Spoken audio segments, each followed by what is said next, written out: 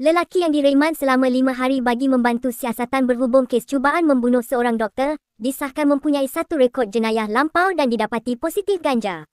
Ketua Polis Daerah Seberang Perai Tengah, Asisten Komisioner Helmi Aris berkata, selain suspek berusia 31 tahun itu, isterinya yang berusia 23 tahun turut disahkan positif ganja. Polis menerima laporan berhubung insiden berkenaan pada jam 3.43 pagi, 29 Disember lalu.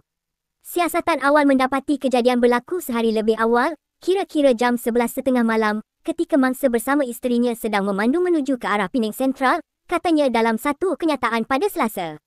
Tambah beliau, ketika tiba di Plaza Tol Lingkaran Luar Butterworth, Perai, kenderaan mangsa yang dipandu isterinya mengalami masalah di lorong identifikasi frekuensi radio, RFID, apabila palang tol gagal dibuka. Mangsa kemudian turun dari kenderaan untuk meminta pemandu sebuah kenderaan jenis Proton X50, yang berada di belakang supaya mengundurkan kenderaan bagi memberi ruang kepada mereka. Namun, suspek dipercayai bertindak menengking mangsa sebelum memecut kenderaannya, lalu merempuh mangsa serta bahagian belakang kenderaan tersebut. Suspek kemudian melarikan diri dari lokasi kejadian, ujarnya.